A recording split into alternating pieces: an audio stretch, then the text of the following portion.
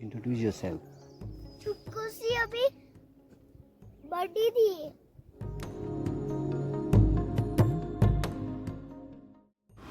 साथियों शुभ प्रभात। आज आपको ले चलता हूँ केदारनाथ धाम के दिव्य यात्रा पर। केदारनाथ आखिर क्या है? केदारनाथ क्या है? यहाँ की महिमा। केदारनाथ धैर्य और साहस के लिए जाना जाता है। यह ट्रैक भक्ति भावना के साथ यहाँ पहुँचना अपने में एक अप्रतिम अनुभव है।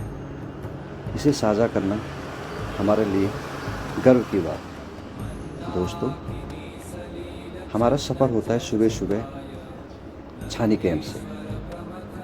तो हम दूसरे दिन की सुबह नाश्ता करने के बाद अपना ट्रैक शुरू करते हैं इस सुंदर से देवभूमि, जहाँ से मात्र 3 किलोमीटर का ट्रैक हमें करना होता है।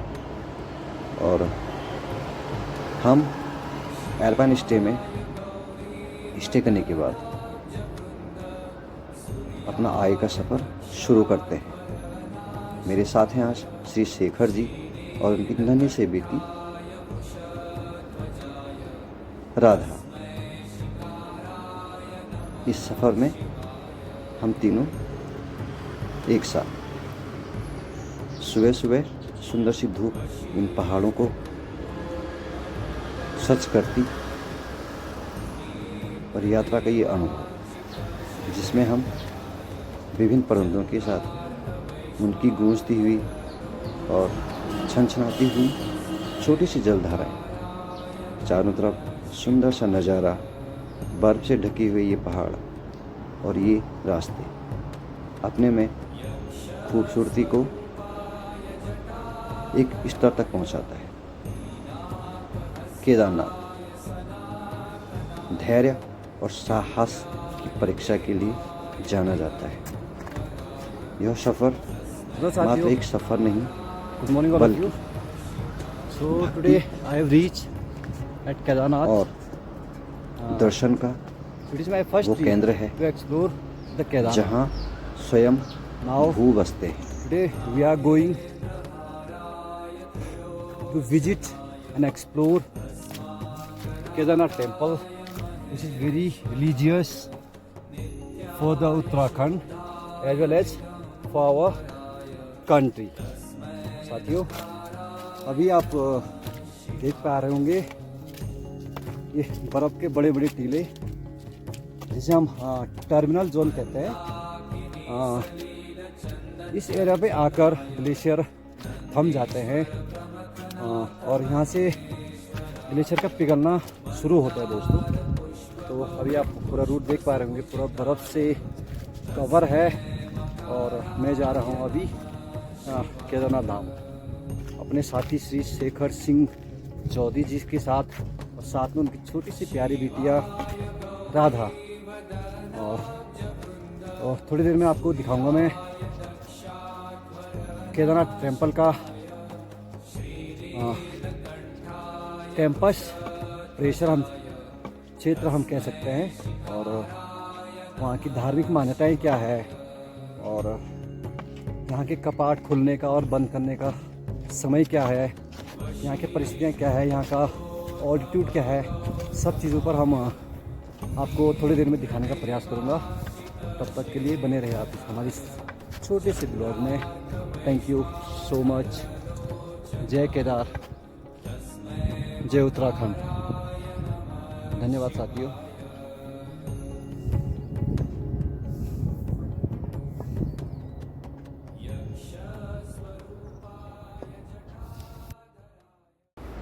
साथियों, अब आप देखेंगे यहाँ के सुंदर नज़ारे और यहाँ की इस वर्ष की तैयारियाँ।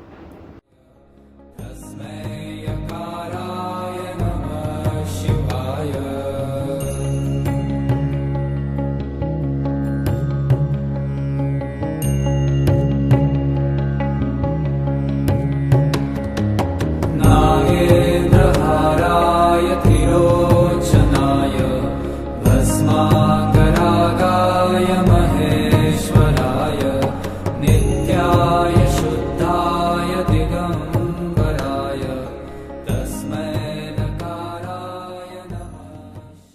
उत्तराखंड की 4 धाम यात्रा में केदारनाथ धाम का स्थान केवल धार्मिक नहीं बल्कि दार्शनिक दृष्टि से भी सर्वोच्च माना जाता है।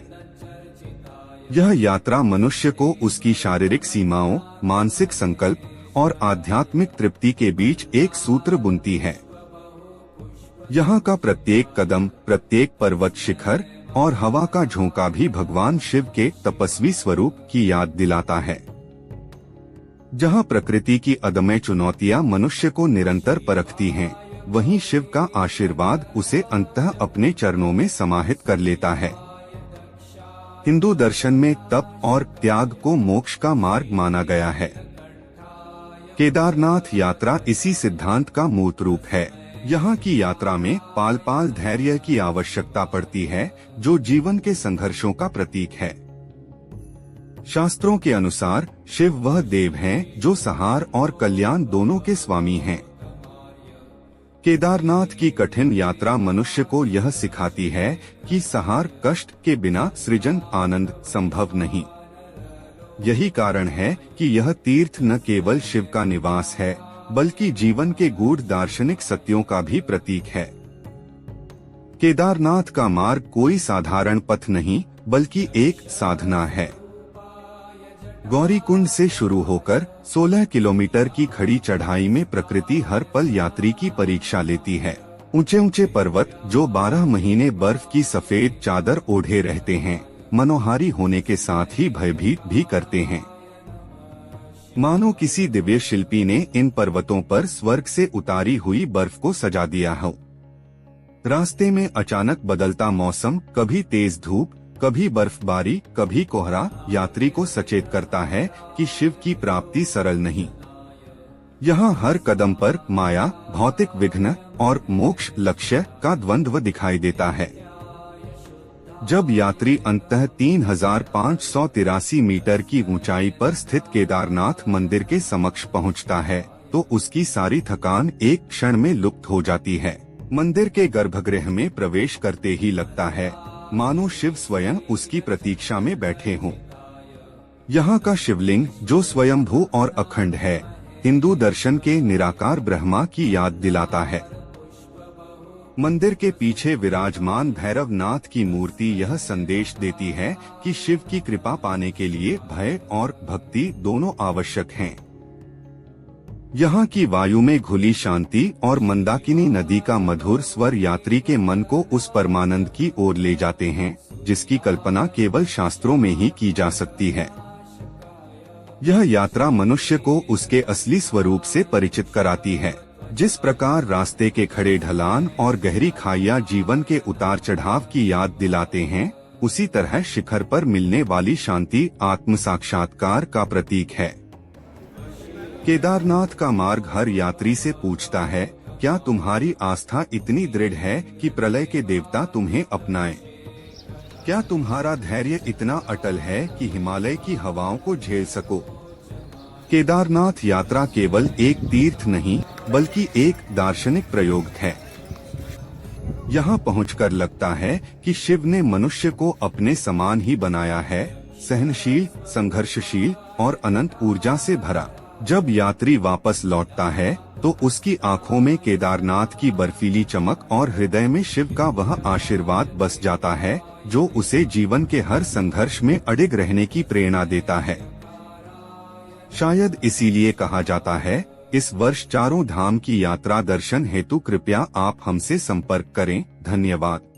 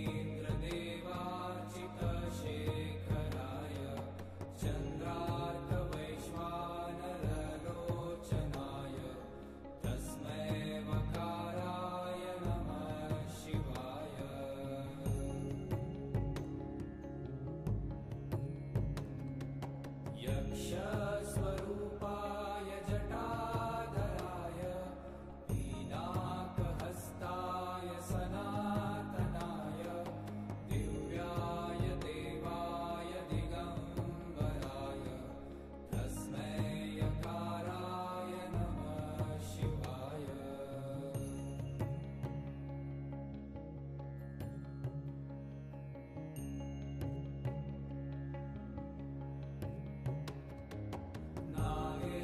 नागेन्द्रहाराय त्रिलोचनाय भस्माकरागाय महेश्वराय नित्याय शुद्धाय दिगम्बराय। नमस्कार साथियों, जय केदार बाबा की। तो आज हम पहुंचे हैं मंदिर के द्वार खुलने से पहले शिव के दर्शन के लिए। तो ये बहुत अच्छा अकोमोडेशन तैयार कर दिया है गवर्नमेंट ने। आप सामने देख पा रहे हैं भीमशिला। तो यही वो भीमशिला है दोस्तों, जिसने केदार बाबा को सुरक्षा की है। इस बड़े से जो आपदा आई थी, उस समय जो फ्लड यहाँ पे आया था, बासुकी ताप में कुछ घटनाएं हो गई थी, जिसके कारण बासुकी ताप से पानी लीकेज हुआ और भीमशिला ने मंदिर की सुरक्षा की। और इसलिए यहाँ पे जो है बहुत सारे प्रतिमाएं आप देख पा रहे थे। भैरव बाबा आप कह सकते हैं कि भैरव बाबा ने मंदिर की रक्षा की है।